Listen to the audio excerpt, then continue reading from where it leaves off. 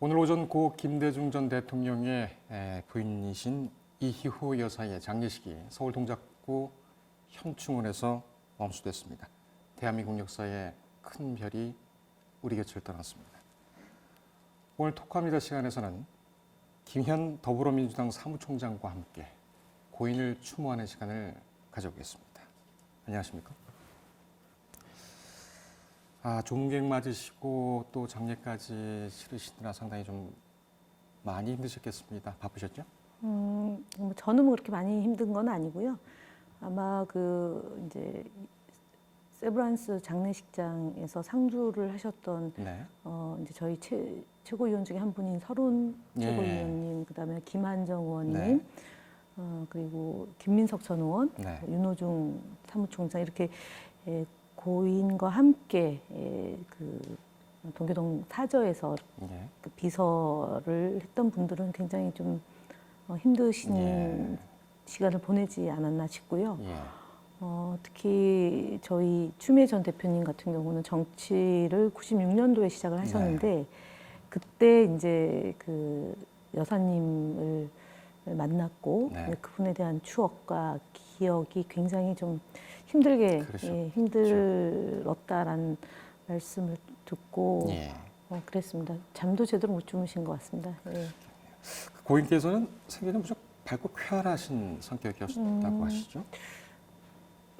외유내강형이라고 전형적으로 이렇게 볼 수 있을 것 같습니다. 제가 이제 19대 때 이제 국회의원이 되고 연초에 이제 신년 인사 가거나 그리고 6.15 남북 정상회담 이후에 이제 매년 이제 기념 행사를 63빌딩에서 했습니다. 그 전에 이제 항시 그 준비위원들을 별도로 이제 오찬을 하면서 여사님이 챙기셨는데요. 그때 인상이 남았던 것은 표정이 늘 한결같으시다는 것하고요. 그다음에 일일이 악수를 다 해주십니다. 참석했던 분들하고. 근데 그분이 구순을 넘겼을 때도 저희들하고 악수를 하면 외려 저희 젊은 분 사람들보다 아구 힘이 매우 셌습니다. 그래가지고 좀 이렇게 가녀린 손에 아구 힘이 저렇게 셀까. 그래서 그 경험이 아주 지금도 잔상이 오래 남아 있습니다. 그래서 역시 이 정치인의 아내로 역할을 하면서 그 터득하신 것 아닌가 싶습니다. 이제 악수를 정말 진심으로 다해서 할 때 그 이제 유권자들의 반응이 있는 거지 않습니까? 그런 습성이 배어 있어서 그러지 않았나 싶고요. 그리고 반드시 이제 저희 여성 정치인들한테는 정말 여성 정치인이 많아야지 대한민국이 민주주의와 인권이 발전할 수 있다면서 꼭 지역구에서 정치를 많은 여성 정치인들이 해야 된다라는 얘기를 하셨습니다. 그래서 그런 이제 추억이 있고요. 그다음에 이제 김대중 대통령 서거한 뒤에는 이분이 매주 그 국립현충원에 그 묘소에 가서 참배를 하고 많은 분들이 이제 그 여사님과 함께 한 주도 안 빠뜨렸었는데 건강이 이제 허락할 때까지는. 그래서 저희가 이제 19대 때는 이미경 의원님이 이제 대표를 맡으셨는데요. 그래서 따로 한번 식사도 함께 하면서도 그때도 그런 말씀을 하십니다. 그러니까 기념사진 다 함께 찍어주셨고 정말 그 당신의 필생의 그런 업적이라고 해야 되겠죠. 여성의 권익신장, 그다음에 그 어려운 어린아이들, 힘들고 어렵게 사는 어린아이들을 위해서 이제 손뜨개질을 해가지고 했던 그런 거나, 그러니까 북한 어린이들한테 모자를 직접 떠서 전달하는 그런 게 아마 우리들에게는 귀감이고요. 이렇게 우리가 이호 여사님을 모셨던 것이 어찌 보면 대한민국의 행운이고 그분이 계셨기 때문에 대한민국의 이런 발전이 가능하지 않았나 이런 많은 생각을 하게 된 기간이었습니다. 알겠습니다. 그 고인께서는 이제 평생 인권, 특히 이제 여성 인권에 대해서 상당히 노력을 하시고 또 투실한 분이어서 어떻게 보면 잘 알려지지 않은 그런 인간적인 면도 상당히 좀 많을 것 같습니다. 그래서 매우 안타깝죠. 이제 김대중 대통령의 부인으로 이제 많은 국민들한테 알려졌지만 그렇습니다. 그래도 또 지금 젊은 청년들이나 이런 세대들에게는 이호 여사님이 어떤 분이신가를 알 수 있는 기회가 적었다. 예. 근데 이번 이제 서거하시고 방송에서 이제 그분의 일대기가 이제 보도되고 네. 하는 걸 보면서 많은 분들이 이제 미처 몰랐던 것에 대한 죄송함이 있는 거죠. 네. 그러니까 사실 대통령께서 돌아가시기 전에 일기에 보면 하루 종일 같이 있는 것이 너무나 행복하다라고 네. 할 정도면 그 연세에 그렇게 부인하고 같이 있는 것이 행복하다고 유언으로 남기는 것만 보더라도 한 번도 언성을 높이신 적이 없대요. 그리고 이제 그 동교동에서 같이 일했던 많은 비서들에게 늘 존댓말로 이렇게 말씀을 네. 주셨고요. 식사를 이제 같이 하면 음식을 이제 우리 김대중 대통령이 워낙에 대식가시죠? 예, 대식가여서 그릇 하나하나 이렇게 1인분 왜 예. 1인분에 밥국 있고 반찬 따로따로 이렇게 해가지고 거의 요리사 분들께서 그람수를 재가지고 할 정도로 이렇게 관리를 예. 하셨는데 그때 이제 96년도에 사저에 갔던 분들은 그 기억을 많이 하시는 것 같고요. 대통령이 워낙에 이제 음식을 하니까 이제 그거 말리는 게 이제 여사님의 계속 역할, 말리셨으니까. 예, 뭐 그렇게 하셨다는 얘기를 전해 듣고, 그리고 그 이제 만나는 과정, 그 다음에 그 이후에 여러 얘기들을 전해서 들어보면 정말 진심을 다해서 두 분 사랑했다. 네. 이제 전 보건복지부 장관께서도 인터뷰한 내용을 보면 그렇고요. 예.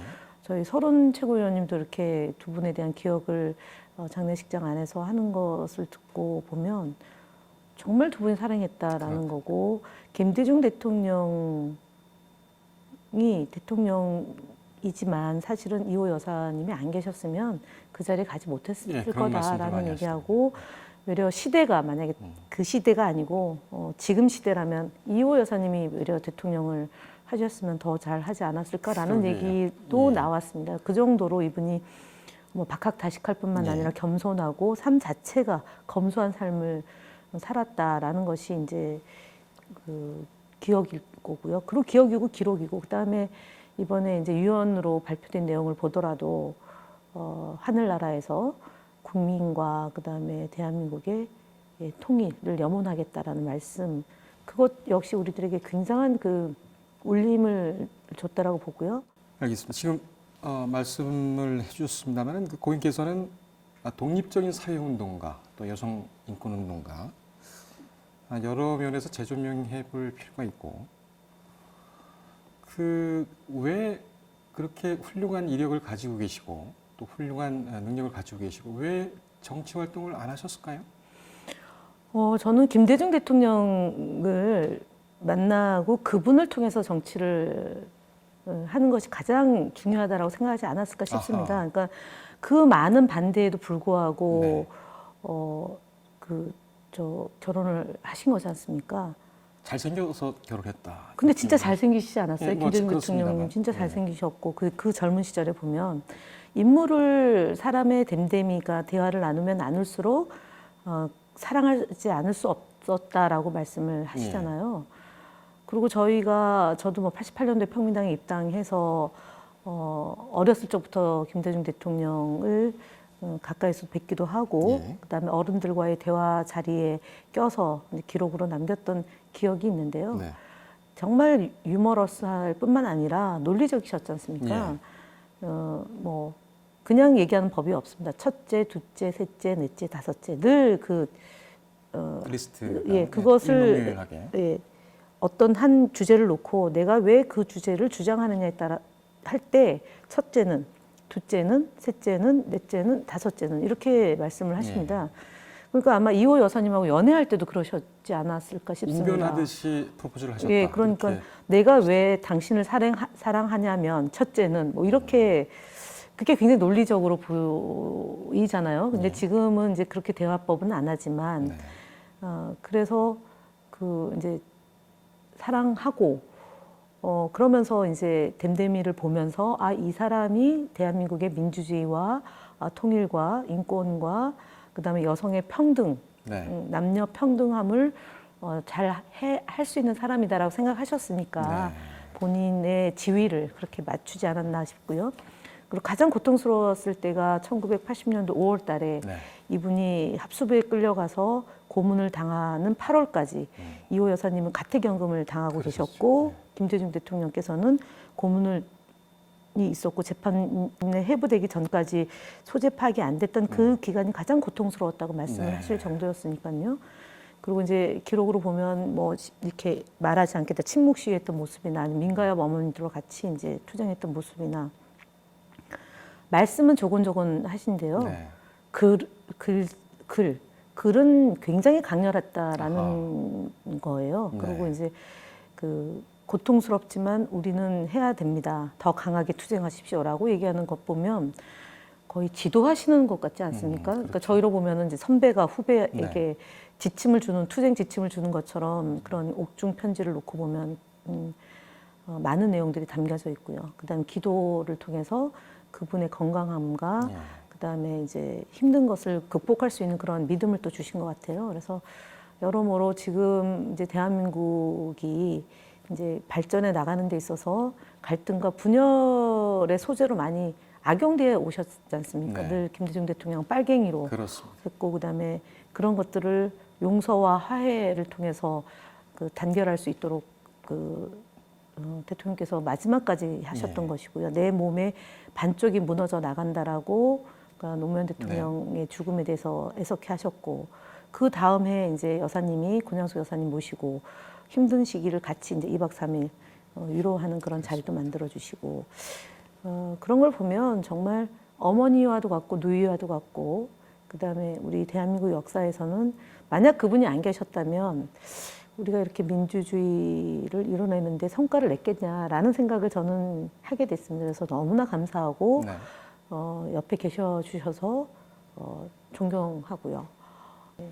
제가 그 소박하게 생각하는 개인적인 생각은 과거 우리 뭐 어머니상 이렇게 되면은 보통 양보하고 배려하고 자기는 한 발 빠지고 이런 것을 미덕으로 뒀지 않습니까? 물론 이제 반론이 있을 수가 있겠습니다만 그런 면에서 고인께서는 자신의 위치를 잘 파악을 하시고 그렇게 역할을 스스로 담당하신 게 아닌가.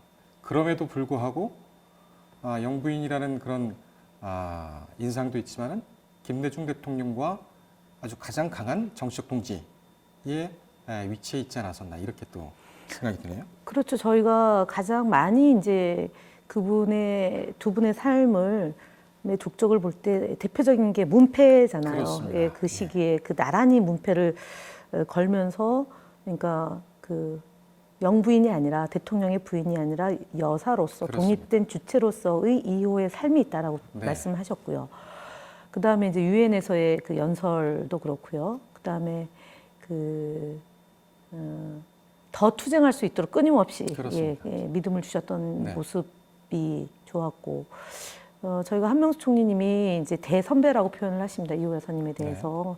그래서 만약 그분이 없었으면 한국 여성 정치사, 특히 여성부를 만드는데 그다음에 남녀 평등, 양성 평등에서 성평등으로 가는데 김대중 대통령님이 이호라는 나의 동반자가 없었으면 그렇게 여성 문제에 대해서 평등함을 강조하는 그런 정책, 국가 정책을 펼칠 수 없었을 것이다라는 취지의 말씀을 하셨지 않습니까? 그래서 여성부 장관을 이제 한명수 총리님이 하신 거고, 그 다음에 그것을 계승한 노무현 대통령이 또 여성 총리를 또 이렇게 임명을 하게 되지 않습니까? 물론 장상 총리께서 내정자 시절에 그 또 인사청문회 과도한 그 정치 공세 때문에 내정자 단계에서 이제 멈췄었죠.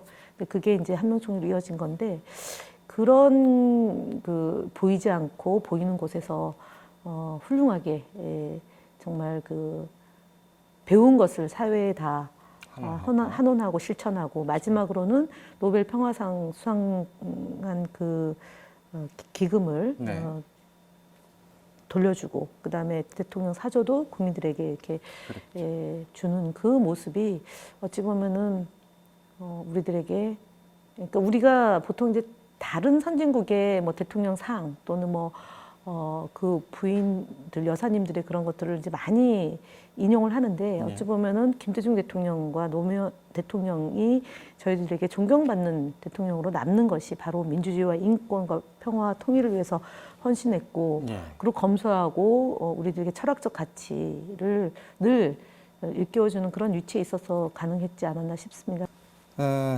그제 북측에서 김여정 노동당 선전선동부 제1부부장이 조의문과 조화를 보냈습니다. 그 일이 있고 난 후에 뭐 여러 가지 해석이 분분했는데 적어도 그래도 북측이면은 조문단을 직접 파견하지 않겠느냐. 또 그런 것을 내심 기대했던 것도 어찌 보면 일부 국민들의 바람이었고요. 이 부분에 대해서는 어떻게 생각하십니까? 예, 뭐 아쉬운 면은 없잖아 있지만 지금 북미 간의 관계나 남북 간의 관계를 놓고 북한에서 보는 인식이 또 있다고 저는 봅니다. 그래서 그것은 존중돼야 된다고 보고요. 다만 이제 그 여사님의 마지막 가는 길에 북측에서 조문단이 와서 조의를 표하면 좋았겠다 싶지만 저는 이후에도 기회는 있다 봅니다. 이제 지금 대통령께서 노르웨이, 그 핀란드 순방 중인데요. 사실은 대통령이 세계국가를 순방한 이 일정도 굉장히 제가 이제 추측안에 저도 이제 참여정부 때 노무현 대통령 모시면서 해외 순방 일정을 쭉 함께 했었는데요.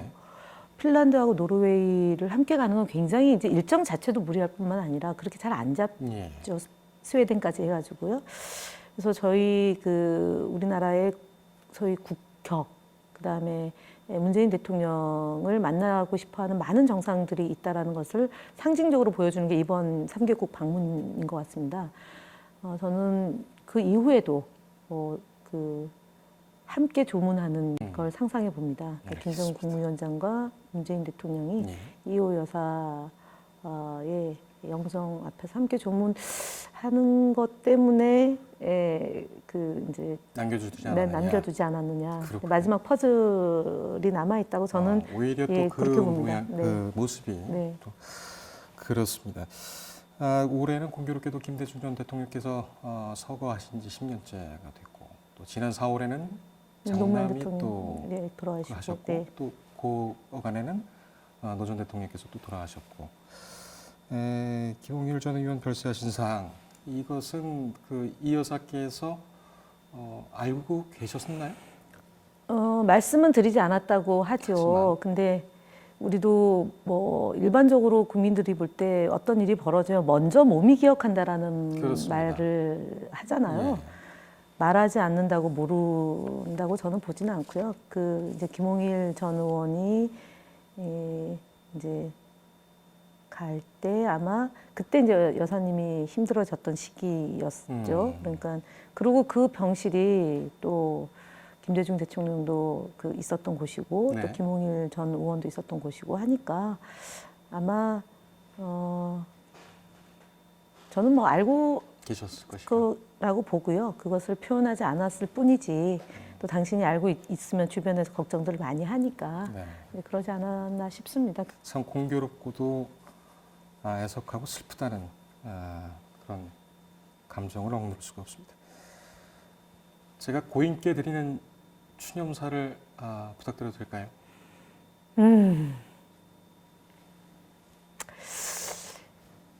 제가 이제 오늘